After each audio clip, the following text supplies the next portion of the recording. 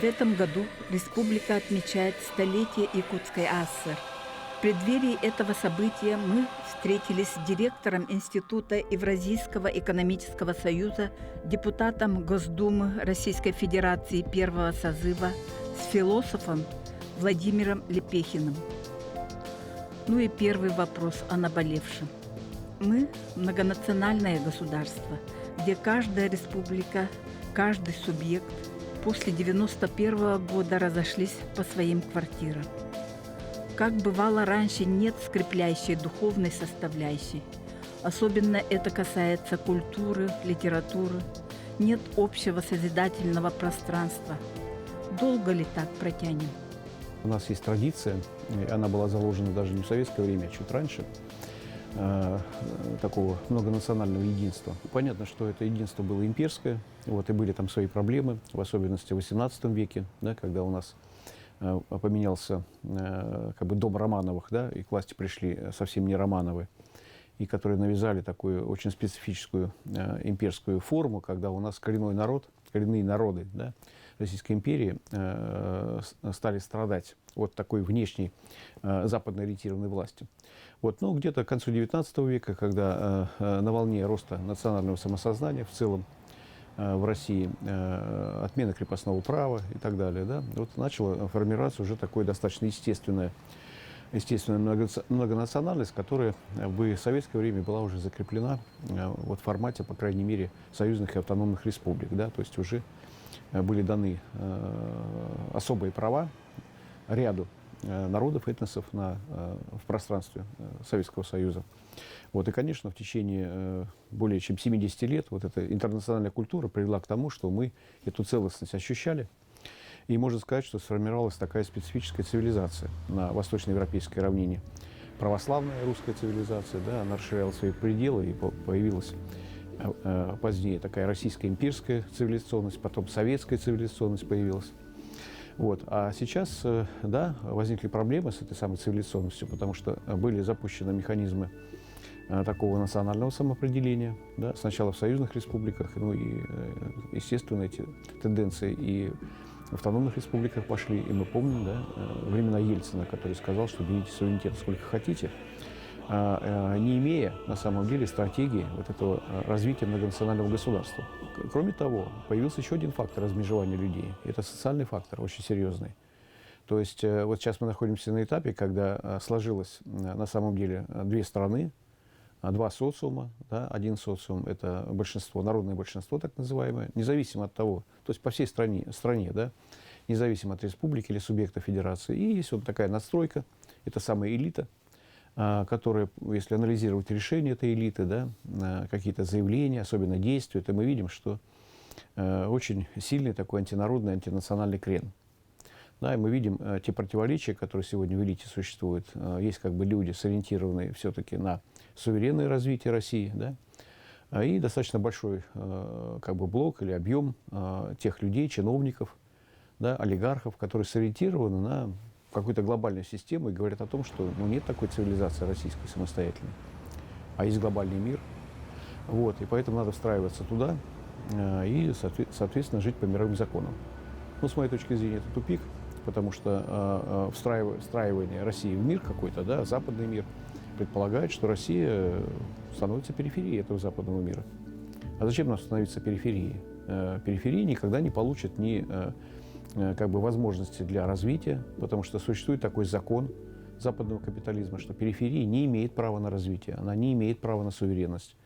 Она должна подчиняться глобальным центрам. Да? И мы сполна это все получаем. То есть та идеология, которая сформировалась в начале 90-х годов, а мы помним, как она формировалась, откуда она вышла. Потому что сначала, еще в советское время, когда в позднее советское время, когда появились проблемы в системе управления, да, и люди стали понимать, что страна движется не туда. И на этой почве сформировался такой антикоммунизм, да, мягкий, радикальный, самые разные виды антикоммунизма. Это еще более-менее объяснимо. Но дальше значительная часть элиты, она двинулась дальше, и уже от антикоммунизма перешла на позиции антисоветизма. А это уже немножко другое. Это означает, что ты не просто, скажем, отрицаешь идеологию социалистическую или коммунистическую, а ты начинаешь отрицать исторический опыт, да, советское время, то есть на самом деле достижение собственного государства. А отсюда появился там третий шаг, да, который связан с тем, что если ты отказался от идеологии, да, или, скажем, вся страна отказалась от идеологии коммунистической, если элита отказалась от памяти исторической, начала отказываться, да, и двинулась в направлении вот этого антисоветизма, то а что они предлагают? Что предложили взамен? А взамен предложили взять на вооружение западные идеологии, западные ценности, стали их внедрять. Но, естественно, для народа, который заинтересован в сохранении своей собственной национальной культуры и который заинтересован в суверенной России, конечно, это неприемлемо. Вновь ложь и клевету неудержимо обрушил на Россию старый враг. Но мы воскресли с возвращением Крыма. Все выше реет наш державный флаг. И все слышнее голос правды нашей. Прислушайтесь, Париж, Берлин и Рим. Плечом к плечу мы за старинной чашей о дружбе и о мире говорим.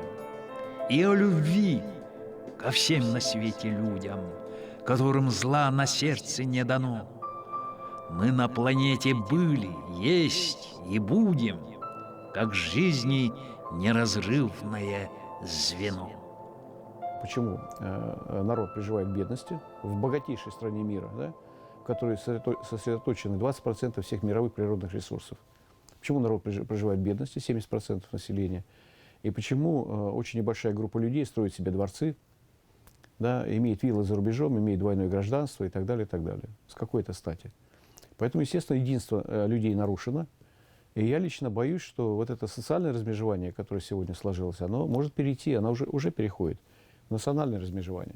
Но есть силы и у нас в стране, и за рубежом, которые заинтересованы в том, чтобы это разделение проходило и дальше. Мы же знаем, что существуют планы, например, которые связаны с такой установкой, что Россия – это та страна, которая не должна владеть 20% мировых запасов, да, природных ресурсов. Поэтому, конечно, есть силы, заинтересованные в том, чтобы развалить, вот как Советский Союз был развален, да, по признаку союзных республик, через стимулирование как раз вот этого национального самосознания, антиимперского самосознания и так далее в ряде республик. И мы знаем, что развал Советского Союза, он уже пошел откуда? То есть в 1986 году во многом было спровоцировано выступление такие националистические в Казахстане. Да, был найден повод и так далее. Вот, и до сих пор это обыгрываются, эти события. Потом события между армянами и азербайджанцами непосредственно в Азербайджане, да, которые вылились в итоге в войну в Карабахе 1992-1994 года. Были события в Вильнюсе, были события в Тбилиси. Да, они все были не просто так. Ну, слава богу, с автономными республиками это не произошло. Я считаю, что Ельцин вот своим этим утверждением «берите суверенитета сколько хотите», он несколько снял напряженность. Вот в этом смысле как бы Россия, вот эта новая Россия, да, она выбралась из этого пике, да, в том плане, что удалось сохранить, понятно, единство уже Российской Федерации. Вот. Но это не значит, что это будет продолжаться вечно, да, потому что проблемы накапливаются. Социальные проблемы, о которых я говорю, они же влияют на людей в том смысле, что, ну, например, многие люди говорят, что почему, например, наша республика, которая имеет природные ресурсы, да, живет не так хорошо, как мы могли бы. Да, и, наверное, это центр виноват. В принципе, центр виноват в этом, да, в том плане, что больше забирает с мест, такая бюджетная политика у нас.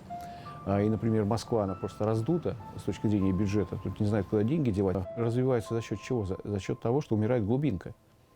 И когда у нас уничтожаются деревни, даже малые города, районные центры приходят как бы в негодность, и люди оттуда бегут, и последние деньги там продают что-то, да, имущество, последние деньги тратят вот на ипотеку в Москве, Подмосковье и так далее.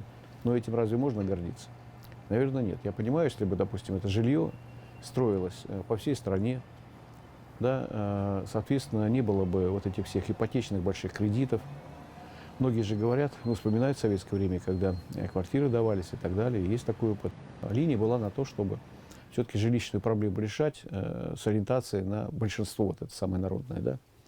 Сейчас это стало средством наживы, коммерции, вот эти все. И поэтому отчеты по поводу того, что там у нас стройкомплекс в Москве бурно развиваются, да, ну, я считаю, что нечем гордиться, когда все ресурсы, все кадры лучшие стекаются в Москву. А как они стекаются? Они собираются, на самом деле, через вот это качество жизни, которое предлагает руководство Москвы.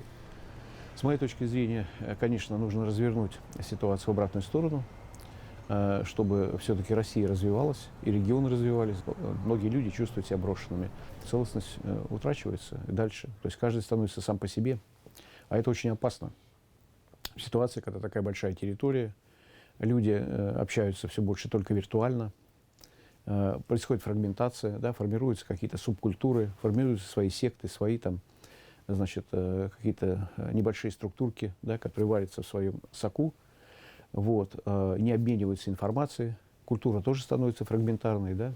Более того, происходит цивилизационная перекодировка, поскольку вокруг России находятся, ну, все ведущие цивилизации мира находятся вокруг нас. Это и европейская, и американская, и японская, и китайская, и исламская, да? Вот, и все они развиваются быстрее, чем Россия в экономическом плане. Это что означает? Это означает, что они начинают пожирать цивилизационный материал России. То есть люди начинают уезжать, да, культуру перенимать вот этих соседних цивилизаций. И, следовательно, это усиливает фрагментацию. Есть просто Запад России. Да, мы видим, что сознание, например, жителей Санкт-Петербурга, жителей Москвы отличаются. Я уже не говорю про там, Новосибирск какой-нибудь или там, Уральский город. В Петербурге считают, что они Запад России, да, и более такие проевропейские. Это тоже элемент фрагментации. Поэтому, да, много проблем у нас сегодня, их нужно решать.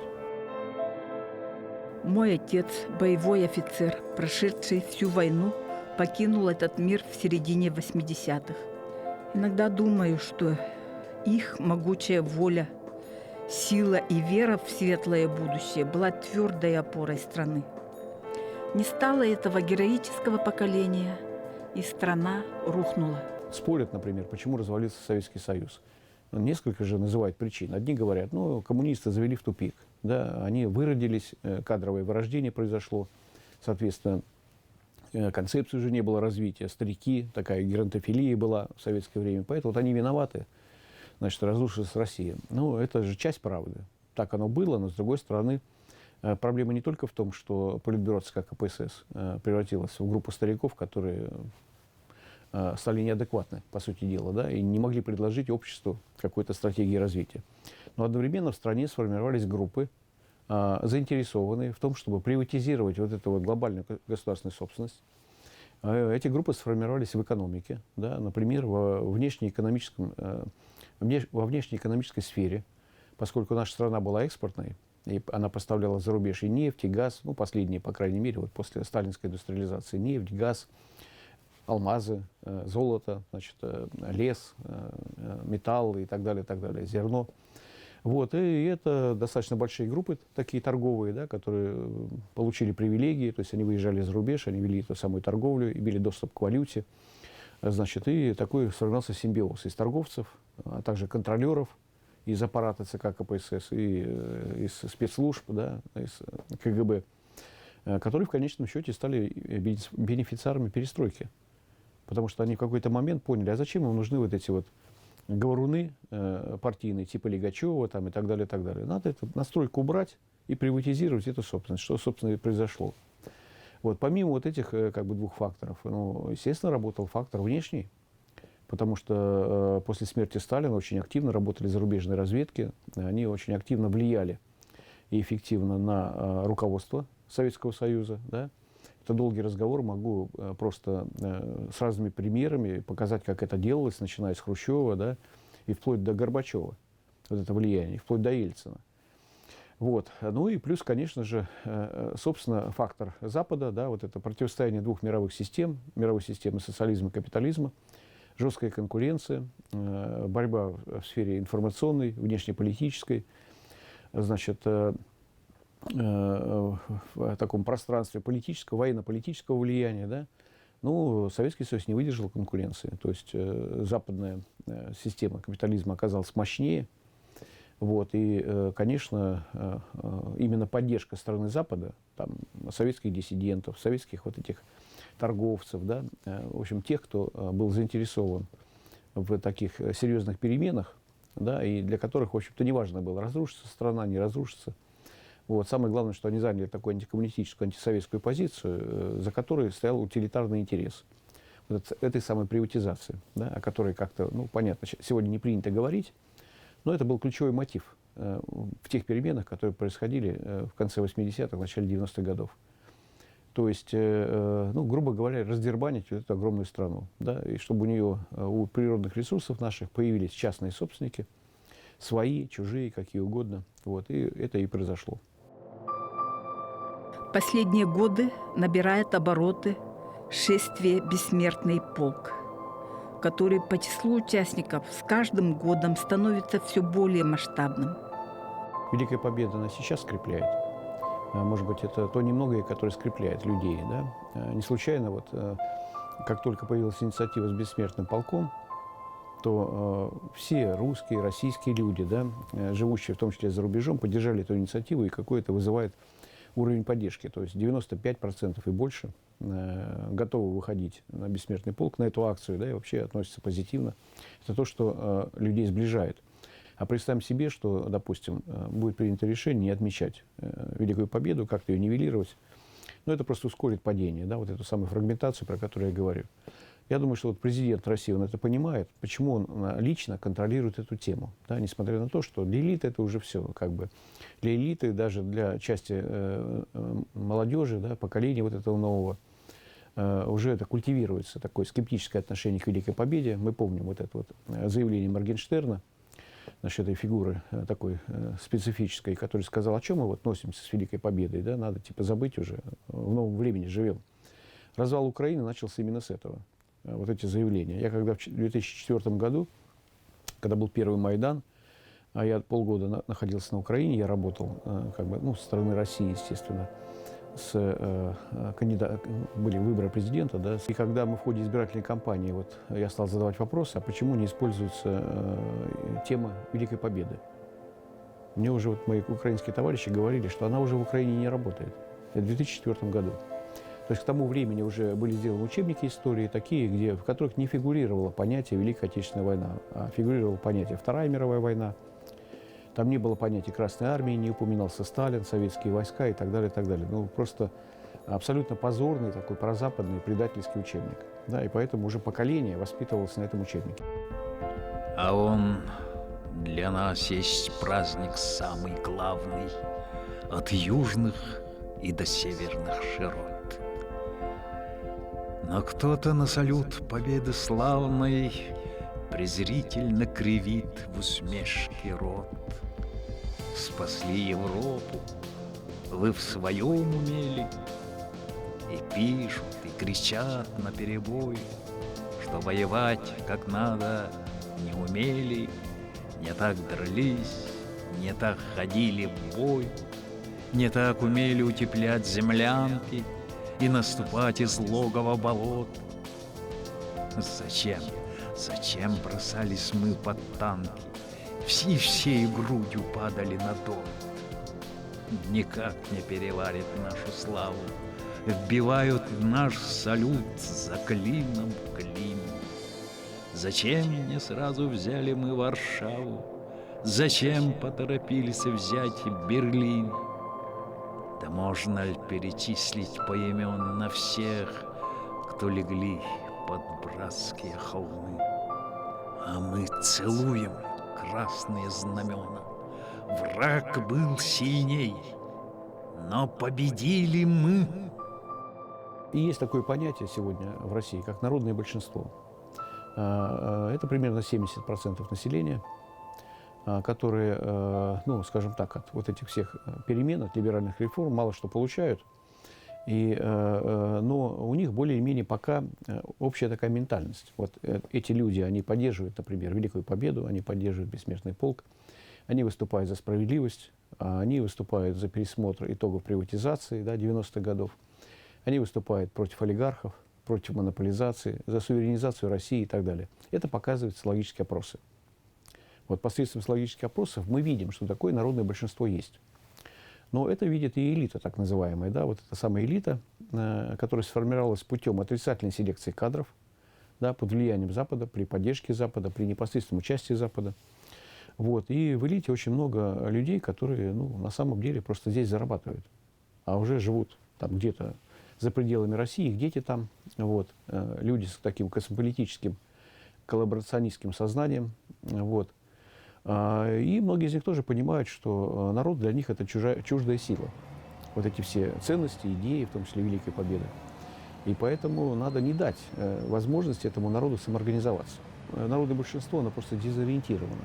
То есть оно каждый день со всех телеканалов, источников информации, дезориентируется. Так кому верить? Возникает вопрос. Телевизору верить, президенту верить, губернатору верить, главе администрации своей, какой-то политической партии, они все одинаковые. Я думаю, что не нужно винить нынешнее поколение в том плане, что оно, например, хуже, чем предыдущее. В исламском мире появились лидеры, в суннитском мире точнее, которые претендуют на некую такую более активную имперскую роль. Например, Турция. А вот с приходом к власти талибов возникает такой лидер в суннитском мире, как связка Турция, Пакистан, Афганистан, где Афганистан играет роль инструмента. Вот. Пакистан очень серьезное государство, это почти скоро в 2 раза будет численность больше, чем во всей Российской Федерации.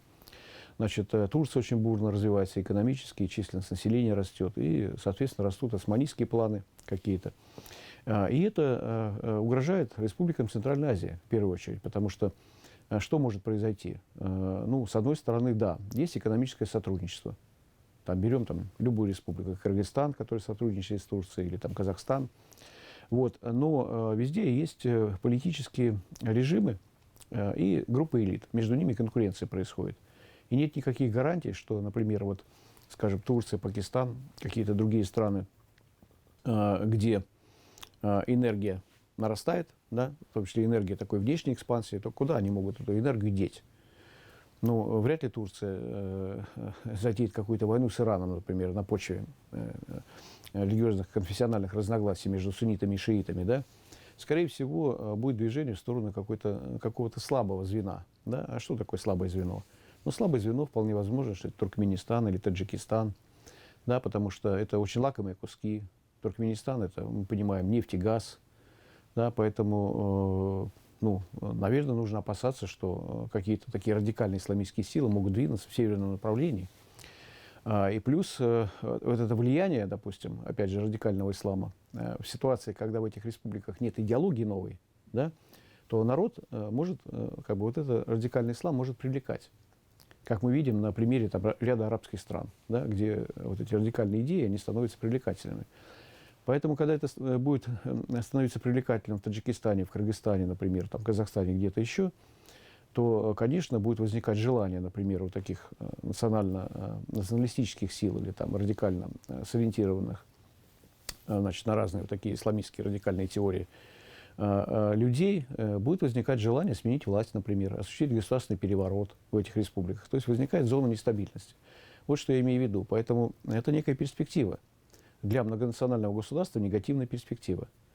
Вот. То же самое мы можем сказать в отношении Европы, Европейского Союза. Потому что, допустим, американская политика, она достаточно жесткая по отношению к России. Есть экономические санкции, есть действия Конгресса, Белого дома, русофобские заявления, и у них тоже во всем виновата Россия. Такая игра у них.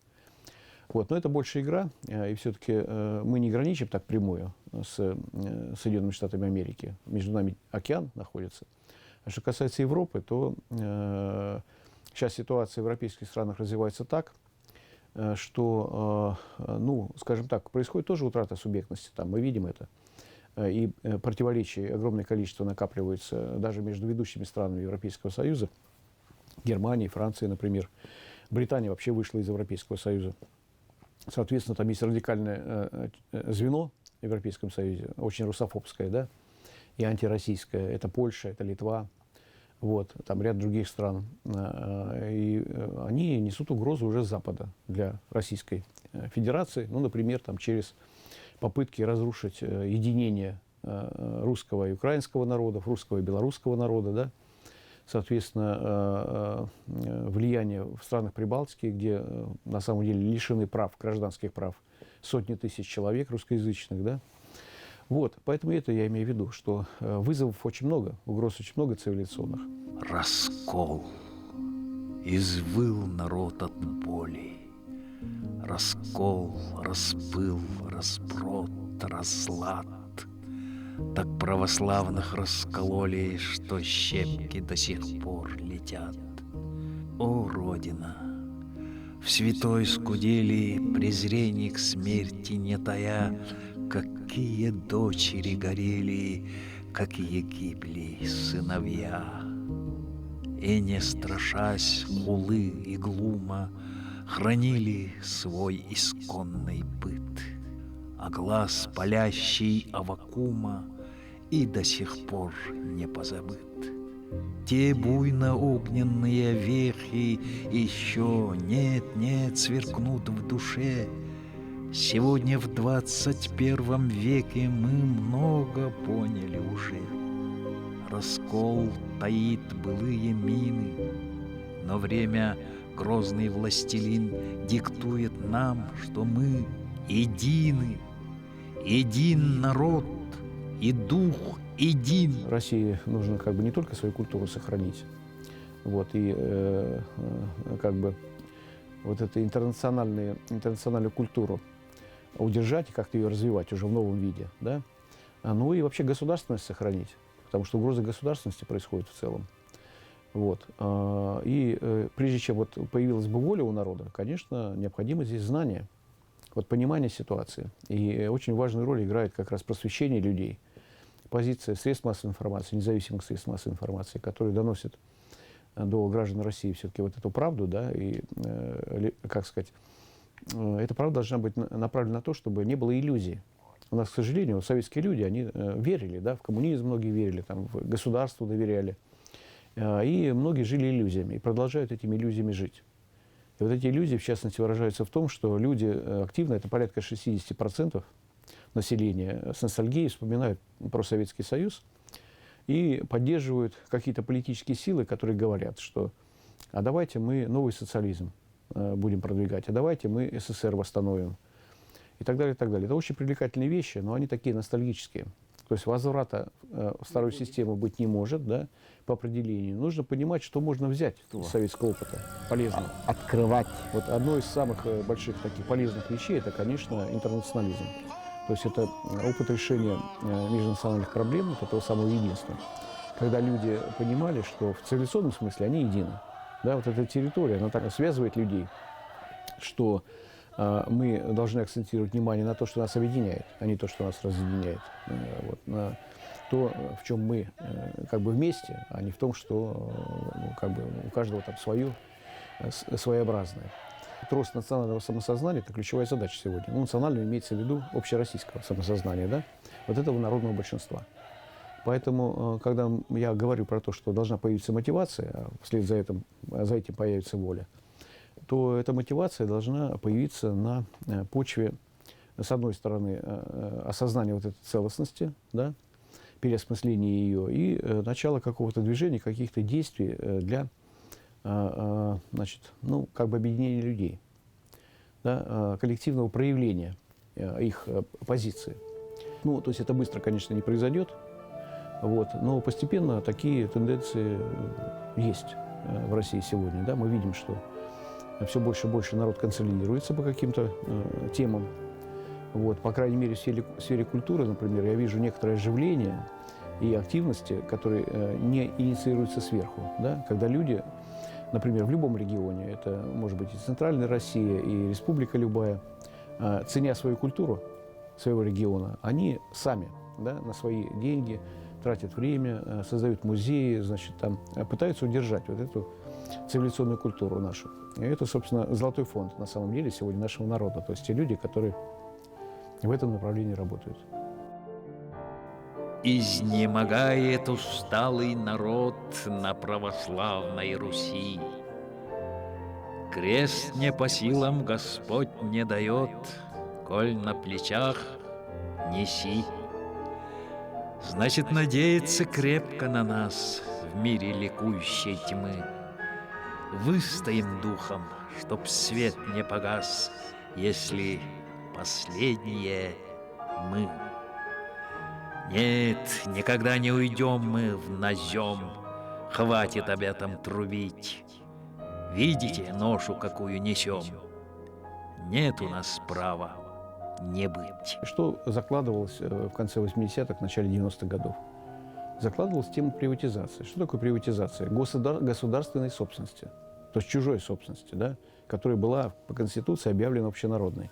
То есть на самом деле речь шла о воровстве, о том, что нужно эту собственность изъять себе в частное владение. А это связано с наживой.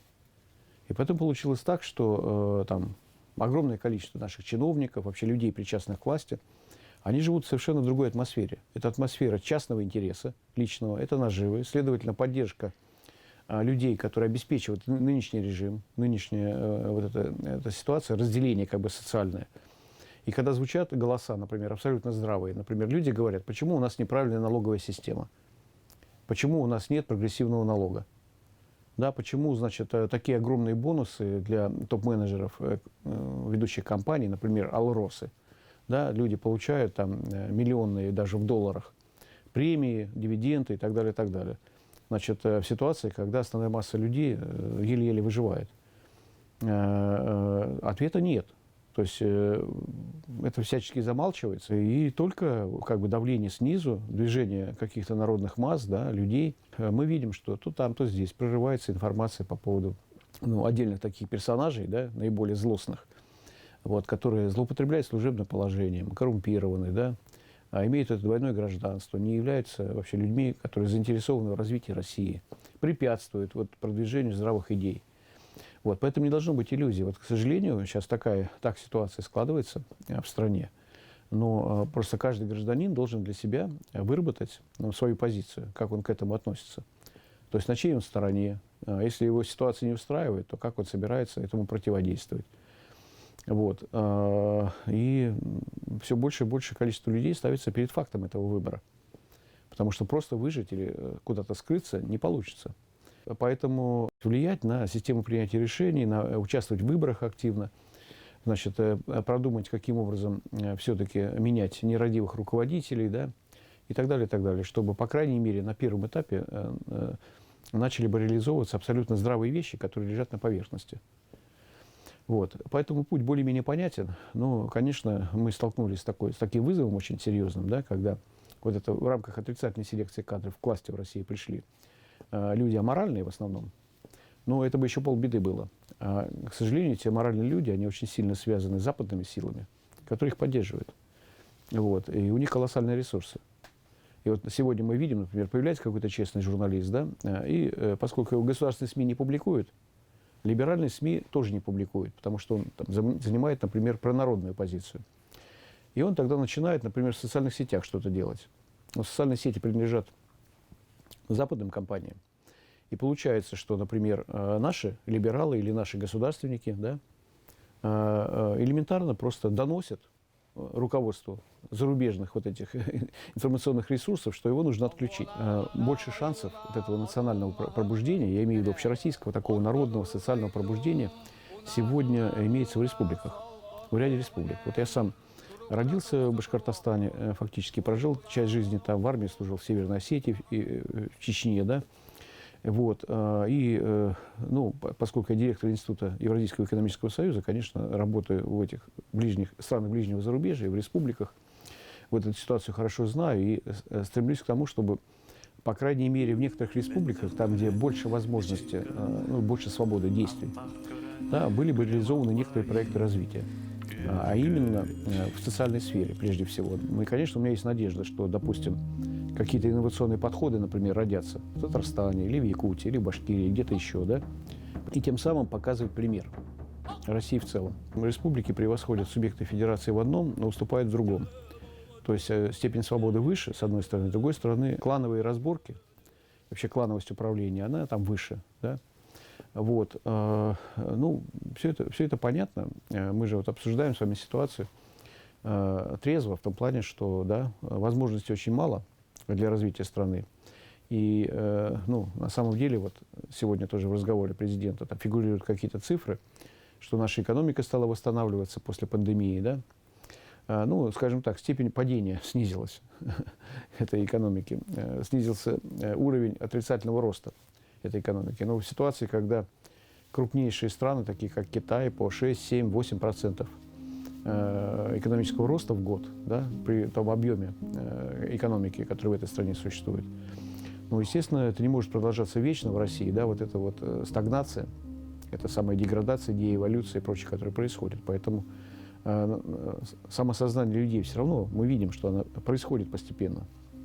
И в любом случае придется отказываться и от кланового подхода, и от нынешней элиты придется отказываться, да, вот, и как-то мобилизовываться самому населению, потому что, ну, никто не хочет умирать. Понятно, что многие уезжают из страны, вот, но сейчас пути тоже перекрываются уезда, потому что власти видят, что так они скоро останутся без населения. У нас в течение этого года уменьшилось почти на 1 миллион человек населения России. Вот, поэтому все проблемы обостряются. Вот, и никакого чуда русского или якутского не будет. Когда мы начинаем смотреть этимологию, там, ну, вообще генезис любого чуда, да, как оно было реализовано, мы всегда упремся в конкретных людей, которые это чудо сделали. Россия духовная, интеллектуальная страна, и сила ее была в этом. Сегодня, увы, это утрачивается. Мы проиграли? Социально-экономическая ситуация, она развивается стремительно. Сегодня, например, там президент подписывает указ или правительство какое-то распоряжение принимает, которое в корне меняет социально-экономическую ситуацию. Да? Например, продаются крупнейшие предприятия вот так вот раз в течение дня. Вот, или передаются там, в ведение кого-нибудь крупнейшие природные ресурсы. Ну или что-то еще. А культура, она инертна. То есть ее просто так быстро не разрушишь. Вот 30 лет уже меняют культуру, да, но так и не могут поменять. Почему? Потому что люди за нее держатся. А власть олигархическая, она стремится к абсолюту. Вот, и мы сейчас видим, что сжимается пространство этой самой монополии на власть. Да? В республиках это кланы, какое-то количество, да? Ну, в России то же самое. В целом какие-то кланы. Вот. Поэтому очень важно, чтобы сформировался такой субъект, как народное большинство, и начал бы играть роль определенную в политической системе. Вот. Это как бы главное условие того, чтобы мы страну не потеряли. Свысока ее недруг судит, предъявляя смертельный счет. А Россия была и будет, а Россия не пропадет. Заведут в глухое болото и укажут ей ложный брод. Там погибла целая рота, а Россия не пропадет. Хороша, и берут завитки, через черные нагрянут ход, а берут Россию до нитки. А Россия не пропадет. Мир, как бомба, возле взорвется, будет всем в аду горячо, а Россия сама спасется и врагу подставит плечо.